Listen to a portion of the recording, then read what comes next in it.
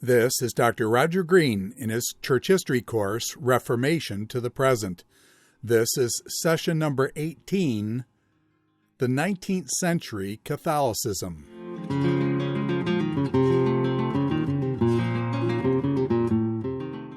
Okay, we are on page 14 of the syllabus. Oh, and don't forget, we are not meeting on Friday and Monday, so you do get a nice break in this class. Don't forget that. So get a nice break, and it might be the chance you might want to take to do the paper for this course. But whatever you decide to do. So I made my note here so I wouldn't forget to tell you. We're on page 14 of the syllabus, and we're scheduled to begin this lecture this week. So we're right on target. We're right where we should be. So we're rejoicing in this, aren't we? So we are. So this is now, we're going to shift a little bit, because in the previous lecture, we talked about evangelicalism in the 19th century. And what we did in that lecture was see two kind of extremes of evangelicalism. We saw evangelicalism in the Anglican Church, and that, of course, moved into Roman Catholicism. And then we saw evangelicalism in what we call a low church movement in the Salvation Army. So we saw the two extremes. Now, it's pretty natural then, this lecture pretty naturally follows lecture number 9, the Theology of Roman Catholicism in the 19th century. So we'll see what happened in the Roman Catholic Church apart from the Oxford movement. Now, many people in the Oxford movement, of course, became Roman Catholics, but the Roman Catholic Church was going through its own kind of history in the 19th century, and that's what we've got to see. So we're going to give kind of an introduction. I want to say 3 things by way of introduction to that, and then we want to talk about the papacy in the 19th century, because that was very, very important. So, and we'll talk about that. And then we'll talk about 3 major Roman Catholic doctrines of the 19th century. Well, one is actually in the 20th century, but I choose to lecture on it now because it seems to fit. So we'll talk about that later. So, okay. All right, so first of all, an introduction. What is going on in the 19th century, and especially in Europe, that actually is causing a bit of grief to the Roman Catholic Church? Well, there are 3 things that are happening here. The first thing that is happening in the 19th century is kind of a separation of religious influence from the secular culture. The religious influence that the church has had, the dominant religious influence that the church has had for centuries, the church is no longer having that influence upon a secular culture. And so, for example, one thing that was perplexing in a sense to Roman Catholics was there's an increased kind of secular control of education. Whereas in the medieval world, education came under the aegis of the church, and the universities were under the aegis of the church and of the cathedral. That is no longer happening now. So you are getting a separation now of religious influence over various aspects of life, and education is a good example of that. So that's going to cause a lot of grief and a lot of problems for the Roman Catholic Church. So we'll want to kind of just remember that first thing. Okay, the second thing is something we've mentioned quite a bit here, but that's the rise of science. The rise of science in the 19th century, and that became pretty problematic for a lot of religious people in the 19th century. So the rise of science with biology, geology, anthropology, and so forth. And especially, of course, Darwinism comes along with 1859 and the origin of species. And Darwinism starts to propose a kind of a creation by natural selection rather than a creation from above. So where the church had always taught a creation from above, God creating, Darwinism comes along and talks about a creation by natural selection. So, but it wasn't just Darwinism that caused a problem. It was the whole kind of suggestion that the greatest questions in life can now be answered by science. So science is able to answer the questions of life. Now, religion and Roman Catholic, we'll stay with the Roman Catholic Church here for just a minute. The Roman Catholic Church wasn't used to that. They were used to the religion and the Roman Catholic Church answering the great questions of life. They were used to the Roman Catholic Church kind of dominating kind of the philosophical issues of life and the questions of life and so forth, and answering them. Now we've got a different story. Now we've got science entering into the story and answering those questions from a different perspective, obviously. So religion, what happens to religion then? Religion becomes marginalized. Religion becomes pushed kind of out of the center of life by some scientific endeavors. And ever since then, we've been trying to ask ourselves the question, what is the relationship between religion and science? Did any of you hear Owen Gingrich when he was here by any chance? He gave three really splendid lectures. And he was dealing with that very interesting relationship between science and religion. As a Harvard professor, astrophysicist, astronomer, one of the major scientists of the world today, but it was very interesting to hear his take on religion and science aren't necessarily two separate entities that have to run in parallel tracks, but there can be an interchange of religion and science. So, but right now in the 19th century, religion is really pushed out of the center of kind of the life of the 19th century, and it's kind of on the margins. So that second thing is very important. Okay, the third thing is really important by way of introduction, and that's the industrialization of the West. The industrialization of the West. Industrialization kind of taking over, and that is going to cause a lot of problems. So up until this time, we had kind of been an agrarian society. And now what's happening in the 19th century with the industrialization of the Western world is people are moving into the cities, jobs are being created in the cities, and the city is becoming industrialized, and the people are becoming industrialized. So a lot of those people coming into the city don't feel any particular need for religion, thank you very much.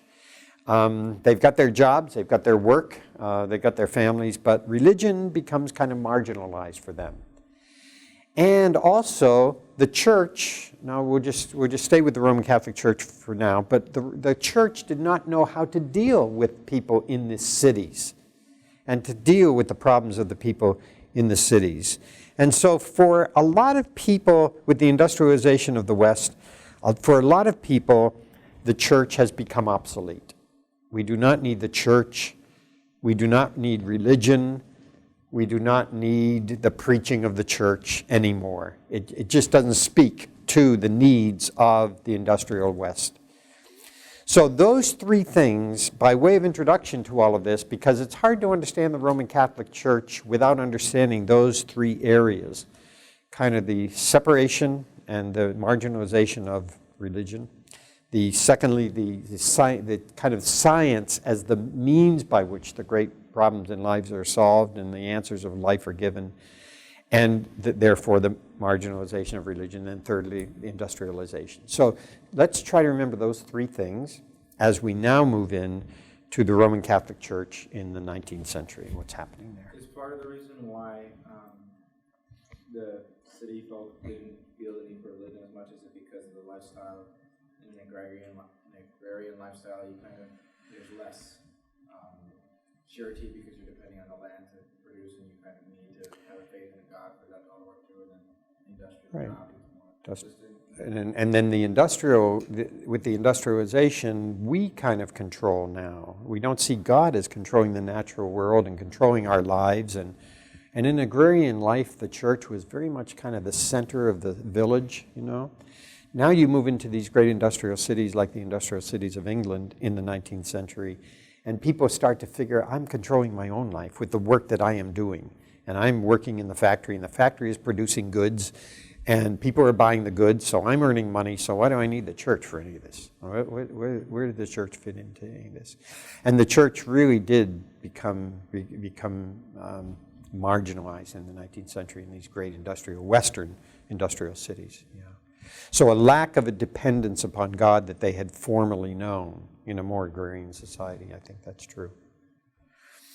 Okay, so those three things, if we don't kind of keep those in mind, we're going to forget we're not going to give reasons for what is happening in the Roman Catholic Church. So that leads us pretty naturally now into the papacy. So if you're on page 14 of the syllabus, the papacy in the 19th century, and we're going to talk about two popes. We're going to talk about Pope Pius IX, and we're going to talk about Pope Leo XIII. Okay, so the two popes. First of all, Pope Pius IX. Here he is. He's on the left-hand side, by the way. So this is Pope Pius IX on the left, and we'll talk about Pope Leo XIII on the right-hand side. But Pope Pius IX was Pope from 1846 to 1878. A very, very long time as Pope. Very long time in the papacy. So, okay, now, I want to just mention a cartoon, and I've never been able to find the cartoon, so I'm going to keep looking for it, and maybe you guys could find it for me someday on your computers. But there was a wonderful cartoon. This was years ago when I saw this, and it was a cartoon with just two pictures in it. The picture on the left was a picture of Pope Pius IX, a stick figure picture of Pope Pius IX. And it showed him standing at a window, standing at a great window, and it showed him closing the curtains of the window. And if there's anything that kind of indicates the papacy of Pope Pius IX, that is it. I'm shutting out the world. I'm closing the curtains on all of the problems of the world. And that became the hallmark of his papacy, as we'll see. We'll talk about his papacy in just a minute. The next picture right beside it, is Pope Leo XIII. Pope Leo XIII is standing in front of the same window, but when he became Pope, and actually I can give you his dates now. We'll talk about him separately, but I'll give you his dates now. He followed Pope Pius IX. So when he became the Pope in 1878, he's standing in front of the same window, he's taken the curtains, and he's opening the curtains, because he wants the church to be looking out into the world and to be relevant to the world and so forth. So if there's anything that distinguishes these two popes, that's it. Pius IX closes the curtains on the world, and Leo XIII opens the curtains on the world. And it was a very interesting way to kind of demonstrate what these two popes were all about. But for right now, let's take Pope Pius IX and just talk about him for a few minutes. So, okay. Now, there's a wonderful paragraph that I read, and I jotted it down. So let me read the paragraph. It's a short paragraph, but then I'll come back to it, because this is great. The central task of Pope Pius IX is the identification and the promotion of devoutly Catholic faith and practice, in distinction from the many non-Christian and anti-Christian philosophical or societal movements. Now, that's a great. In fact, that's just one sentence. Yeah, just one sentence. So I'm not going to repeat the sentence, but let me just say what characterized his papacy was identifying a devout Roman Catholicism. Clearly, as the Pope, that was his job. He wanted to identify a very devout Roman Catholic Church and a Roman Catholic life of the people of the Church, because he felt that there were both non-Christian and societal movements which were trying to bring down the church. So he really believed that there were these movements trying to undermine the Catholic Church. Now, I should just say that for Pope Pius IX, the Catholic Church was the church.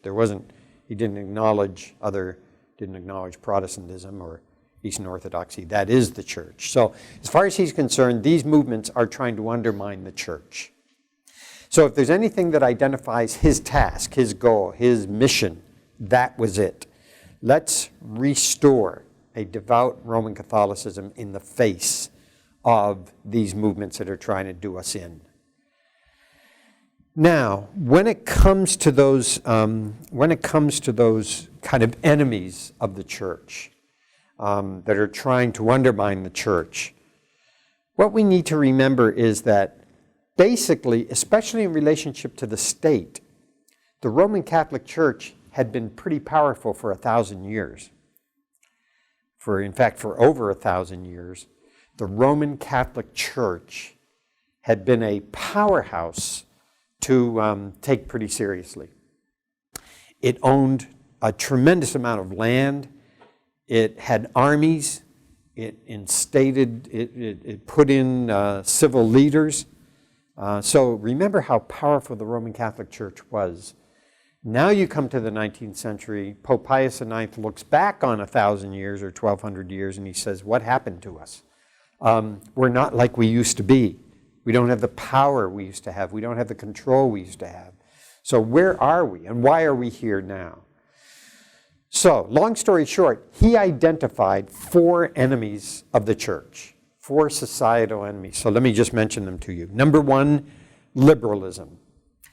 Well, liberalism, that's a problem for Pope Pius IX. Kind of a more liberal society, kind of a more liberal theology that's coming into the 19th century. So definitely liberalism is a problem for Pope Pius IX. Okay. Number 2 is a rising democracy in the 19th century. We had already seen it come to power in America in the 18th century, the American Revolution. Then at the end of the 18th century, we saw the French Revolution. Now you come into the 19th century, and there's this rising democratic spirit. Well, a democratic spirit speaks kind of against a papacy, doesn't it? Because the papacy is not a democratic, it's not a democratic machine. It's a monolithic, hierarchical machine. So a democratic. Number 3 is rationalism. The rise of science, the rise of philosophy, the use of the mind to determine, what's right from wrong, true from false, and so forth. So the rise from rationalism, or in other words, the legacy of the 17th and 18th century. So the rise of rationalism. If you have a life which is totally rational, then is there any room for the Spirit? Is there any room for the mystery? Is there any room for mystery? Is there any room for God? Is there any room for faith? If you're living a life of strictly by rationalism. So number 3 is rationalism. Okay, number 4 is anti-clericism, an anti-clerical kind of atmosphere that was in the 19th century, which means, of course, against the papacy, against the priesthood, against established religious leaders. So anti-clericism comes in the 19th century and becomes pretty strong, and now you've got a problem. So these are the 4 forces: liberalism, democracy, rationalism, anti-clericism. And those four forces, he felt, were bringing down the church. And he's got to do something about it. Okay? So, yeah. Was that anti-clericism felt mainly for the Roman Catholic authorities, or was that felt for others? It was felt for other authorities, but it hit hardest for the Roman Catholic authority because it began with the papacy and challenged the papacy as a proper office, as a proper way to run the church. Is it right to run the church in this kind of hierarchical way? Is it right to have a pope? By what right do you have a pope, and so forth? So it hit the Roman Catholic Church harder than the other more, shall we say, democratic movements in Protestantism, because they weren't run. Nothing in Protestantism was run by one pope at the top running the show and everything. So it hit the church a lot harder. Yeah. But if you go back to people like, if you go back to some of the 18th century philosophers we mentioned, they were pretty hard on clerics of any kind, really, because they were so hard on the institutional church wherever you found it. But mainly the Catholic Church is the one getting hit. Okay, so we got problems. Church is marginalized. Church is coming unglued. The church, everybody's attacking the church. So what are we going to do about it? Well, what he does about it is Pope Pius IX establishes a very, very strong movement in the 19th century, and the movement is called Ultramontanism. It's the last word on the list here, Ultramontanism. Now, Ultramontanism literally means beyond the mountains. Actually, we have mountains here. I didn't even think about that. But anyways, we've got some mountains here. Beyond the mountains. So what does beyond the mountain, ultramontanism, beyond the mountains, what does that mean? That means that people in Western Europe should look beyond the mountains to Rome and to the papacy. If they really want to see the true church, look at Rome, look at the papacy. And ultramontanism, just to give a definition of it, ultramontanism is a call for allegiance to the papacy. And if you can get allegiance to the papacy, you can get allegiance to the church, to the mother church. And so in order, this was a battle as far as he was concerned. So in order to combat the world in which we're living, he established ultramontanism. Ultramontanism was a movement that closed the curtains on the window and just looked inward into the church. Don't look outward to that world, but look inward. See the church from within. So, okay, so what I'd like to do is just mention a few things that identify this ultramontanism. A few things that would give allegiance to the papacy and give allegiance to the church. Okay? The first I'm going to mention, and I'm just going to mention it here, is a doctrine. Notice he became the Pope when he became the Pope, and now the doctrine is pronounced in 1854. I just want to mention it here because we talk about the doctrine later in the lecture. But the doctrine is the doctrine of the Immaculate Conception of Mary. That Mary was immaculately conceived. All right, so what this is going to do, of course, this is going to bring attention to Mary and kind of pious attention in a sense to Mary. So we're going to see how this, and we'll see how this doctrine plays itself out. But if you once again give attention to the papacy, to the church in Rome, you're going to also uphold Mary and the importance of Mary in the life of the church. And the more you uphold the importance of Mary in the life of the church, the more you're going to be connected to the papacy. So the doctrine of the Immaculate Conception of Mary is one way to bring about this ultramontanism, one way to kind of establish allegiance to the papacy. We'll talk about the doctrine later on. So, okay, a second thing that he did was to establish a lot of canonizations, to canonize a lot of saints, to make a lot of saints in the church. And this is a second way of establishing ultramontanism. A lot of canonizations, a lot of making of the saints all over the world so that the people could see the power of the papacy to, canonize these saints, and the people could see how rich the tradition of the Roman Catholic Church was. No matter how much we're being embattled by these forces, let's remember how rich the Catholic Church is. So that's a second way in which he kind of developed this ultramontanism. Canonizations, establishing of saints in the church, naming of saints in the church. So a third way was, and the 19th century was the great missionary century, but not just for Protestants. The 19th century was a great missionary century for the Roman Catholic Church. So a third way is great missionary work that Pope Pius IX established. Send out the missionaries. And maybe the top of those missionaries, well, certainly one of the groups who were most active were the Jesuits. But send out the missionaries.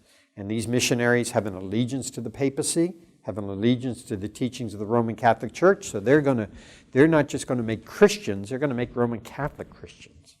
So that was a third way for ultramontanism. Number 4. A fourth way, and not to be, really to be taken pretty seriously.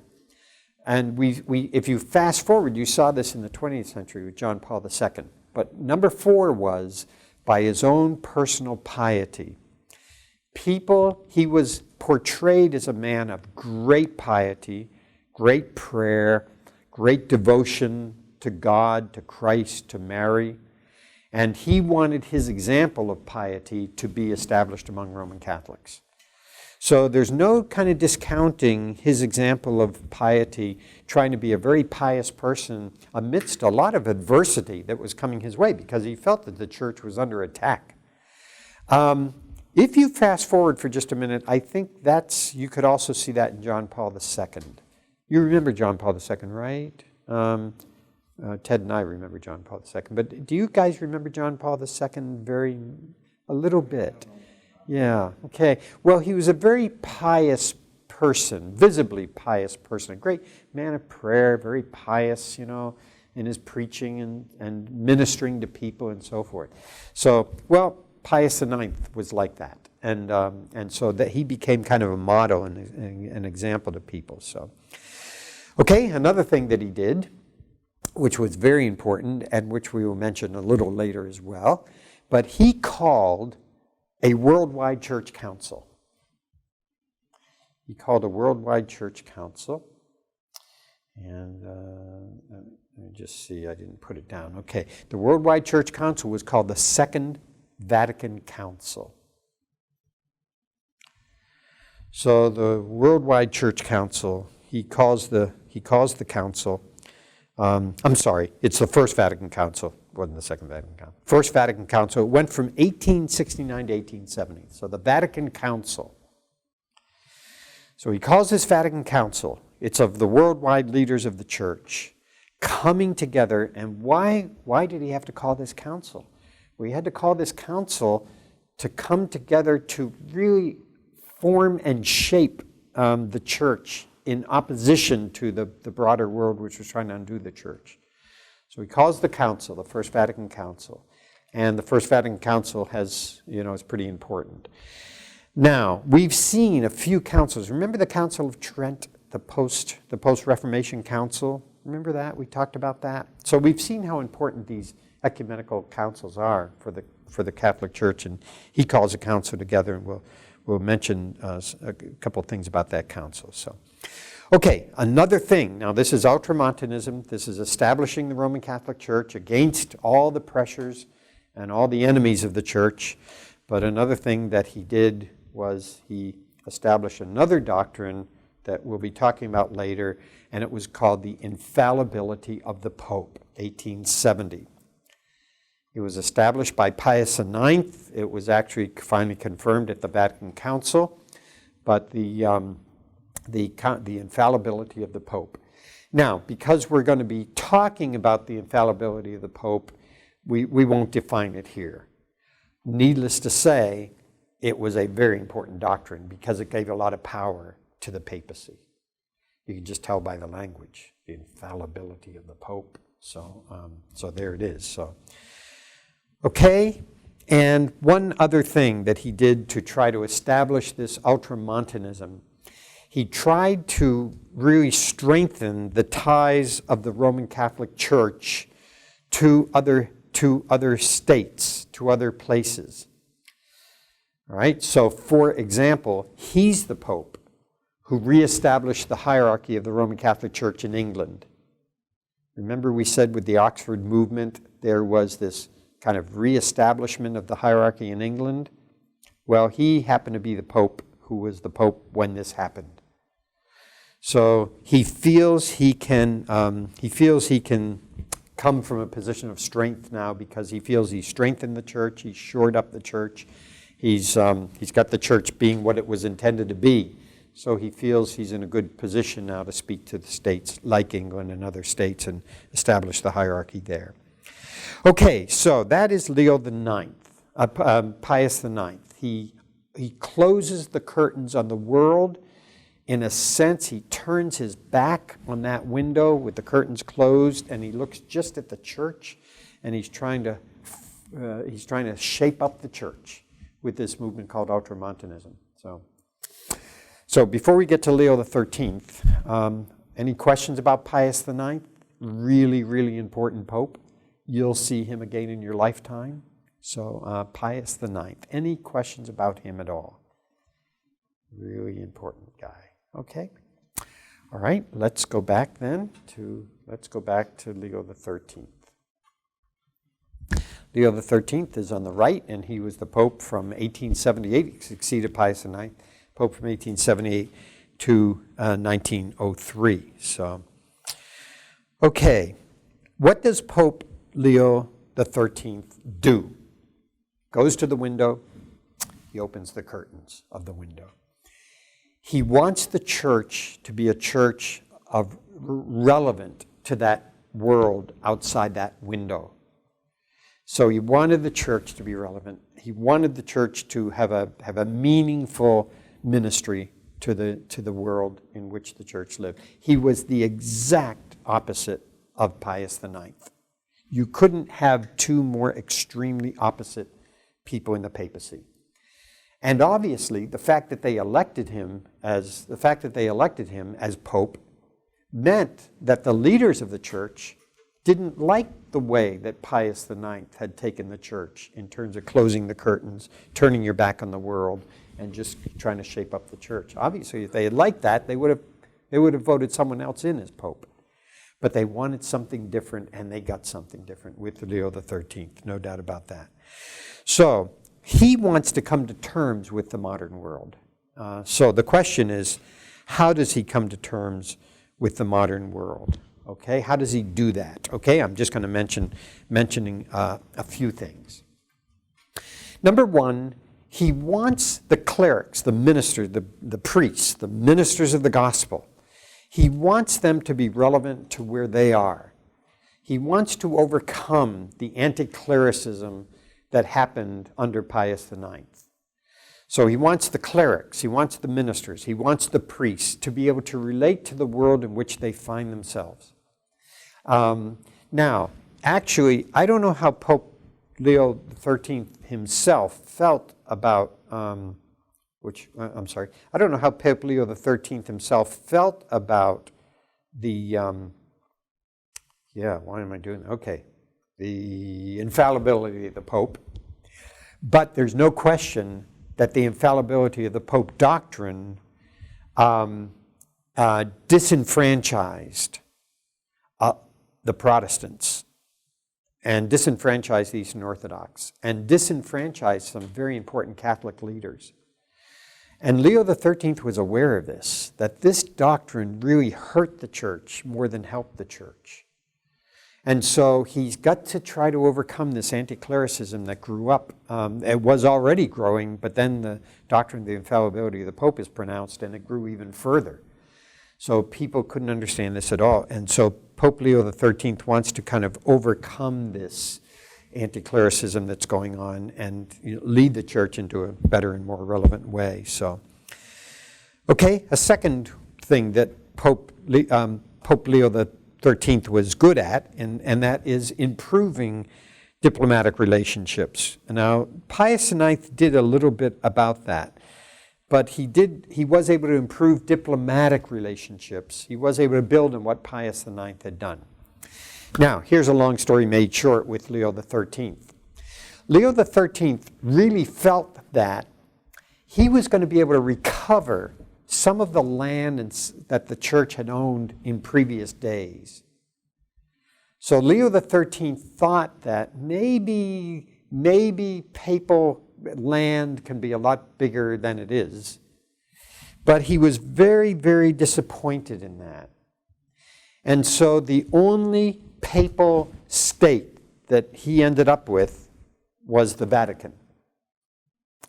That's all he ended up with. That's all he had was the Vatican. So when you think of the papal states of the medieval world and how much of Western Europe that the papacy kind of owned in the medieval world, now Leo XIII, in fact, one book called him the prisoner of the Vatican.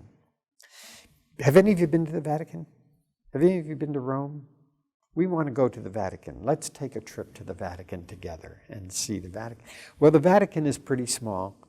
I should look this up. Someone might look this up while I'm lecturing, but I think it's 100 acres or so. It's pretty small, but it is an independent nation. Did you know that? You knew the Vatican was an independent state, an independent nation. It happens to be in the city of Rome, but once you cross into the Vatican, you're in another state. You are in the Vatican. And how many?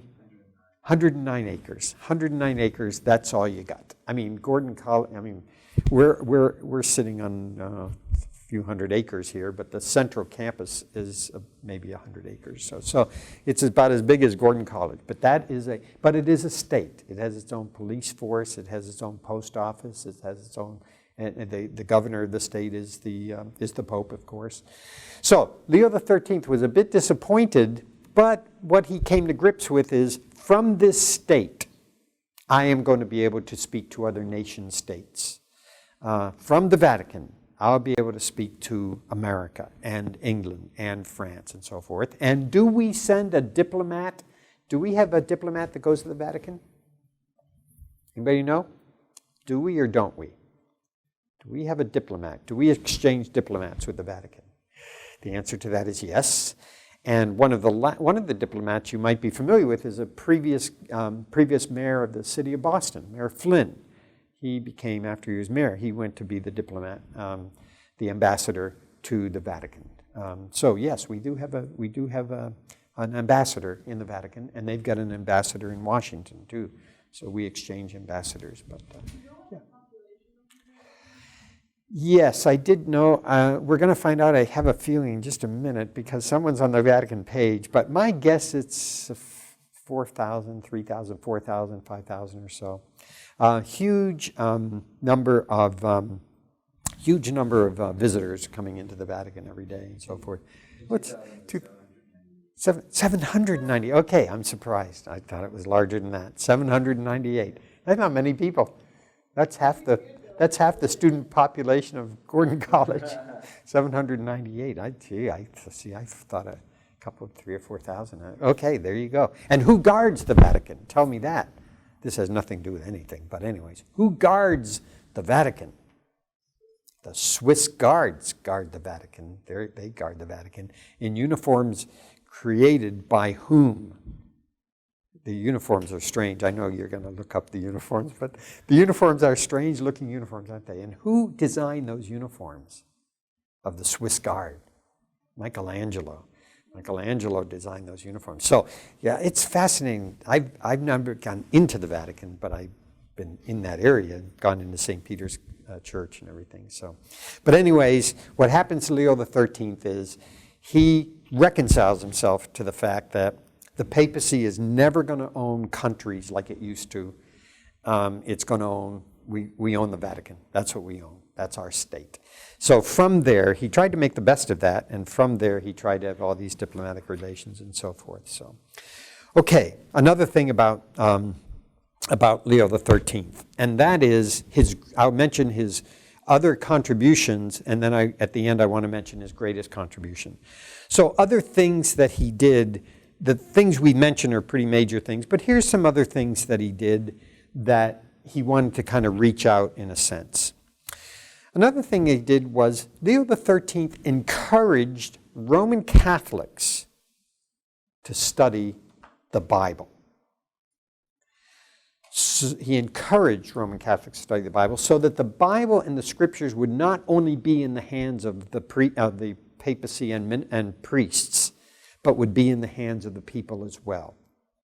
And he wanted the Bible to be in the hands of the people, and he wanted the interpretations of the Bible and so forth. So it kind of opened up in a sense, opened up the Bible to Roman Catholics. That's kind of like opening up the curtains of the window.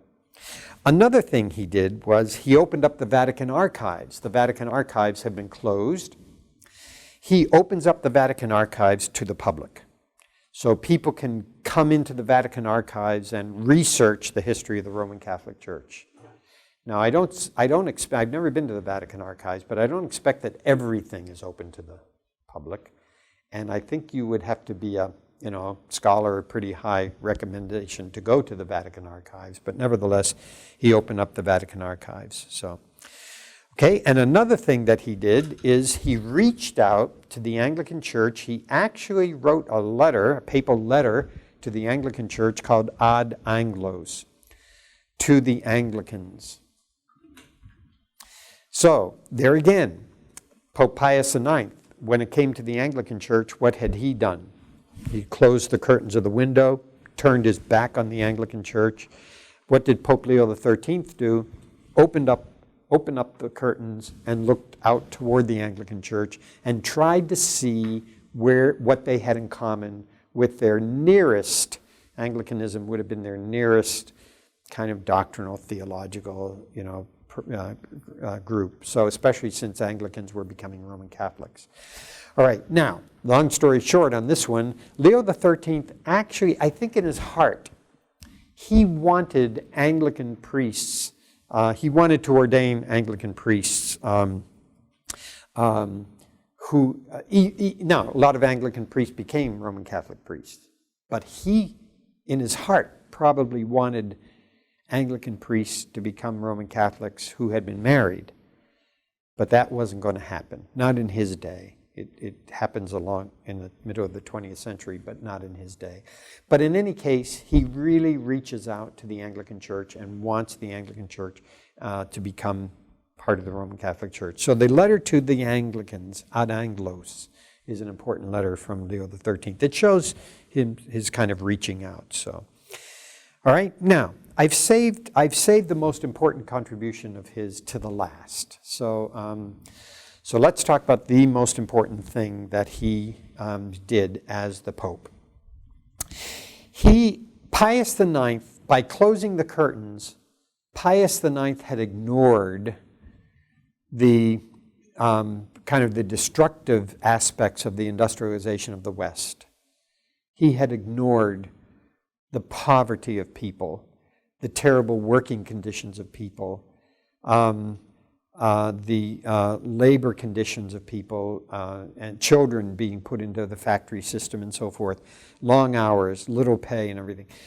Pius IX, living in his Vatican with the curtains closed, he pretty much ignored the problems of industrialization.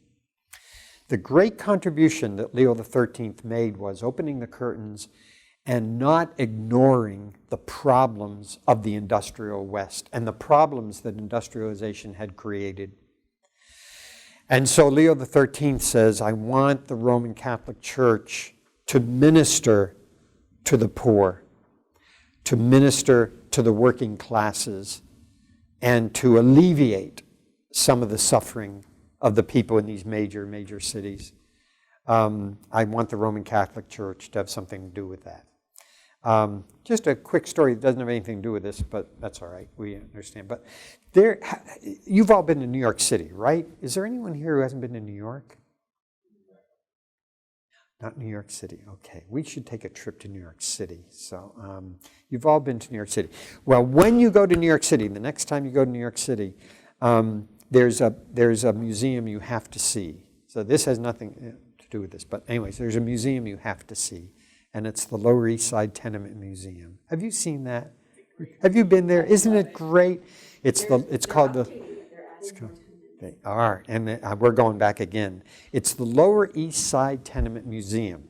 Don't neglect to see that when you're in New York City, because what the Lower East Side in New York City was in the 19th and beginning of the 20th century, maybe to the 1930s or so, was the most densely populated place on the earth. People were jammed into the Lower East Side by the millions, working in these horrible, horrible conditions in factories. Children were laboring in the factories. People were working in their homes. And the Lower East Side Tenement Museum has recreated family life like it really was in the Lower East Side of New York at the turn of the century through the industrialization. And you go into this, you can choose. There's many different tours they give you because they've taken over some of these tenements. And they've kept them pretty much as they were. And my wife and I took one tour. It would take a long time to take all the tours, but my wife and I took the one tour of a Jewish family that was working. They were on about the 4th floor. There were 3 very small rooms. It was a family of like 4 or 5. Plus, during the day, workers had to come in to the tenement to work in the tenement to help sew clothes and everything. And this is there's the toilets are down in the basement, running water is down in the basement. There's no air conditioning in the summer. There's little heat in the winter. It is just brutal to see this, how people lived and worked in the 19th century and turn of the century. I mean, just to get a vision for that. So go to the Lower East Side Tenement Museum and see that. So thanks, Ruth, for cheering me on that, because it is great. It is great. And you will go back again and again when you see this. And you won't believe that people could live that way. It was just horrible. But anyway, some families made it okay. Others didn't, of course. But the crime and the vice and the... But that's the kind of ministry Leo XIII wanted to have. He wanted the church not to ignore those people. He wanted to open the windows and to the industrial West and say, we got to fix this, you know. So, long story short, one of the most famous writings of the 19th century is by Leo XIII, and it's called Rerum Novarum. This was his most famous encyclical. New Things, New Order, Rerum Novarum. So when you're studying the 19th century, remember he was Pope until, 1903. We're still really in the 19th century, but when you're studying the 19th century, you're going to be reading Rerum Novarum because it is so important a document. Okay, now there are some aspects to Rerum Novarum we want to talk about, and so what we're going to have to do is talk about them when we get back next Wednesday. So Friday and Monday, I got first Los Angeles, then New York, so it's going to be a busy time, but I'll be thinking of you guys and, you know, what work you're doing during this hour while I'm away.